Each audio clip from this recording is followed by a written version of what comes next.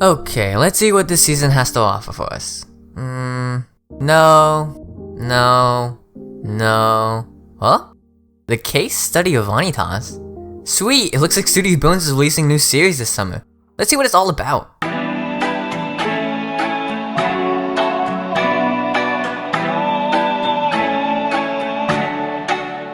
Oh, they're hot.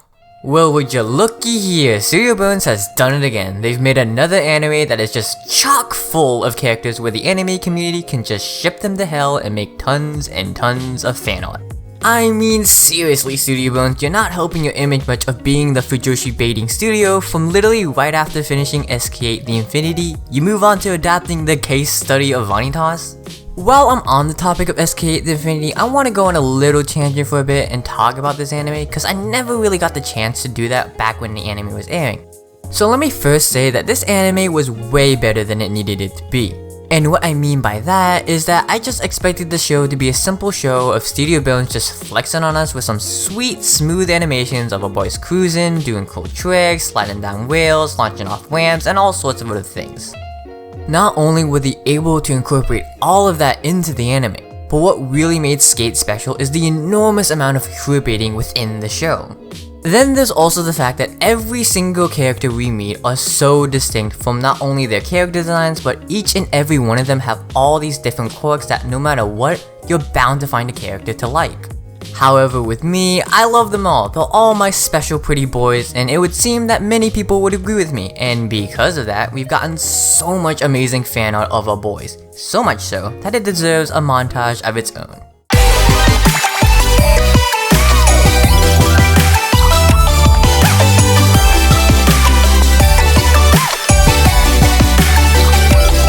Alright, I think that's enough. You get the point. There's a lot of great fan art out there. And with that, let's finally move back to the whole point you clicked on this video. Now, you may be wondering, R.T.O, is the rest of this video really going to be you just fangirling over the characters in this anime? And yes it is. And let me tell you, as someone who is bi, I am just swimming in a sea of beautiful anime characters right now. Like sure, the male character designs are what most people are freaking out over, but still, look at these women here, they're gorgeous. So whenever we have any of these characters interacting with each other, just call the fire department because it is way too hot to handle. Like, do I even have to say how hot the kiss between Vanitas and Janne is?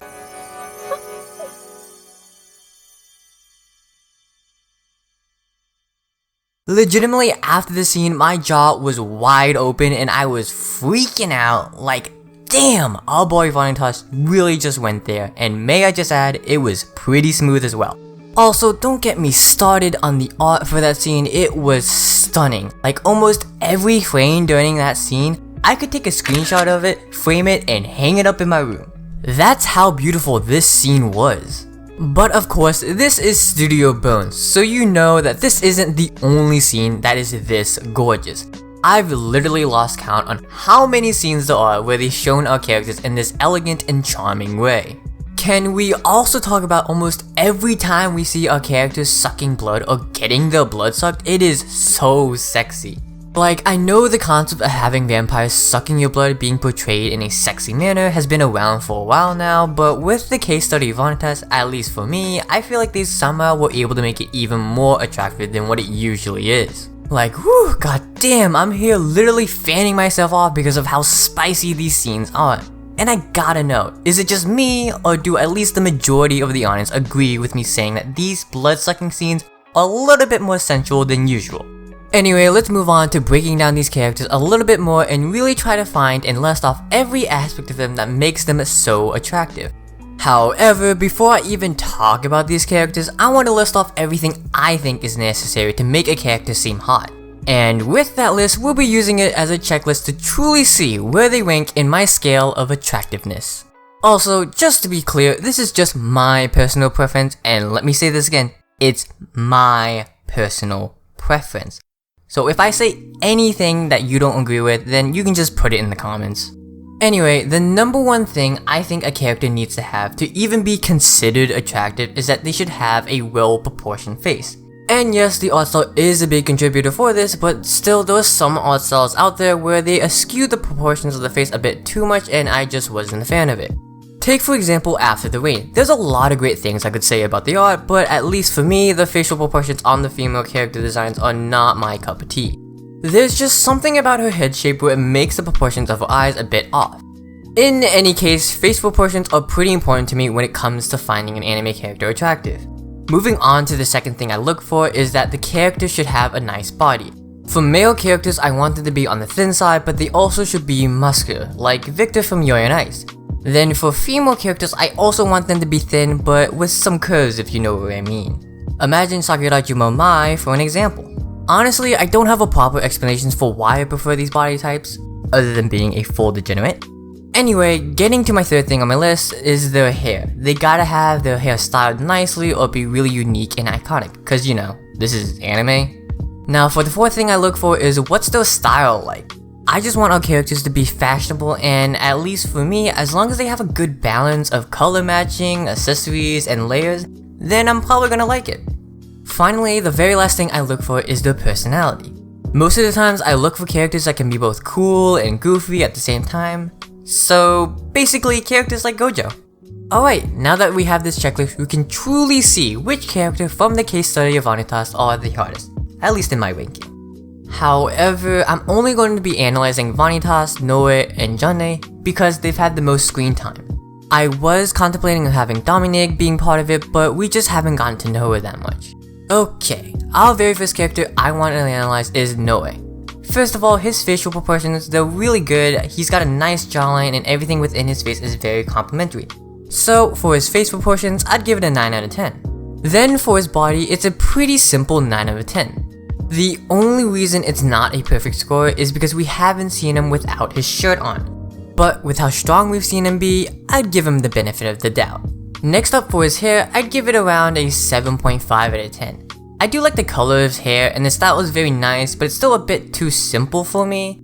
For his style, I have to give it a 7 out of 10. The coat matching his hair color is a nice touch and I like the big bow tie, but still overall it's a bit too plain looking.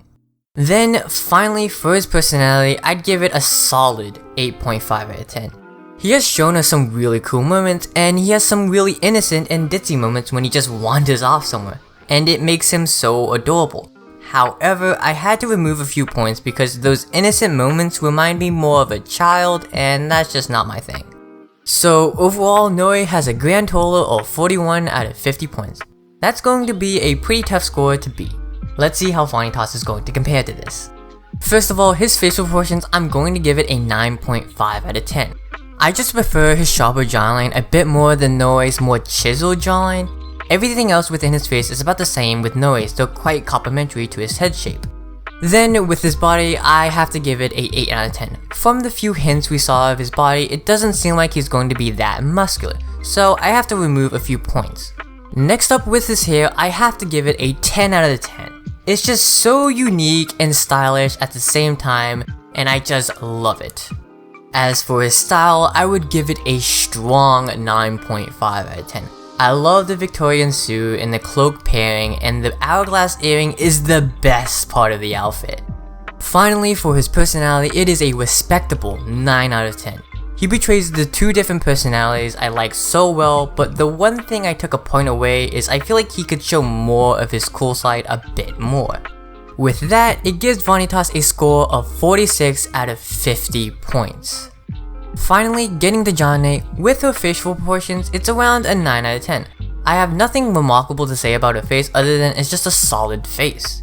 Then with her body, I can't lie, it's a 10 out of 10 for me. She has the perfect amount of curves, and the fact that she's really strong just makes me fall in love with her even more.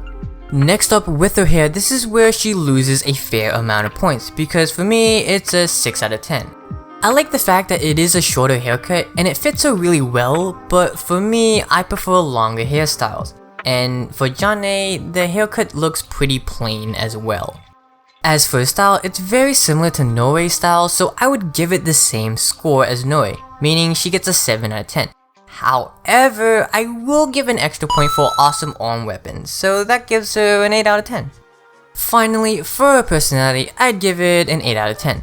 The only reason I'm giving this score is because of how cute Jane gets when she gets all flustered. Other than that, she's kinda boring. That gives Jane a total score of 41 out of 50 points. So, looking at all the totals, it is clear that Vanitas is the hottest character in the entire anime. At least in my ranking. But with that, we have come to the end of the video, and I know I haven't really talked about the plot of the anime much, but that's because I think the plot of the anime isn't interesting enough to make a full video about. However, it is picking up a bit more now with the newest episode. Maybe I'll make another video about the plot when the anime finishes.